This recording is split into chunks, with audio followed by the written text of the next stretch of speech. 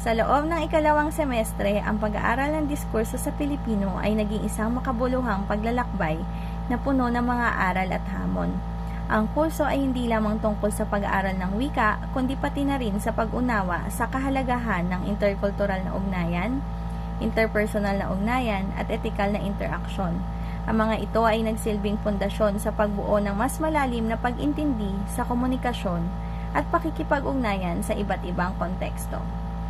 Napagtanto ko na ang wika ay hindi lamang isang sistema ng komunikasyon, kundi isang paraan din ng pagpapahayag ng kultura.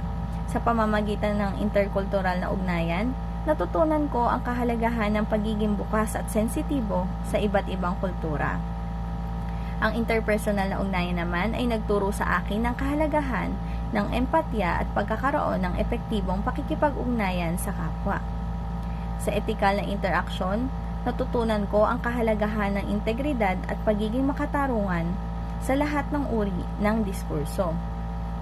Isa sa mga hamon na aking kinaharap ay ang pagkakaroon ng sapat na oras sa pagbabasa ng mga module.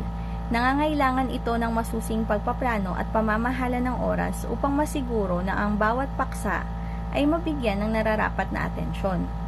Ang pagpapalakas ng aking kasanayan sa pagbabasa at pag-unawa ay isang aspektong nais ko pang paunlarin. Sa kabila ng mga positibong aspekto, mayroon ding ilang negatibong puna. Halimbawa, may mga pagkakataon na ang ilang salita o terminolohiya ay hindi tama, ang aking paggamit at pagsasama-sama. Ang pamamahalang pangklase ay naging epektibo sa pangkalahatan.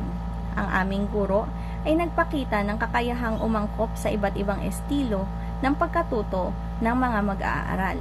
Sa kabuuan, ang pag-aaral ng diskurso sa Pilipino ay isang mahalagang bahagi ng aking akademikong pag-unlad. Ito ay nagbigay sa akin ng mga kasanayan at kaalaman na magagamit ko hindi lamang sa akademya kundi pati na rin sa aking personal na buhay. Ang mga aral na aking natutunan ay magiging gabay ko sa pagiging isang responsableng mamamayan at epektibong komunikador sa hinaharap.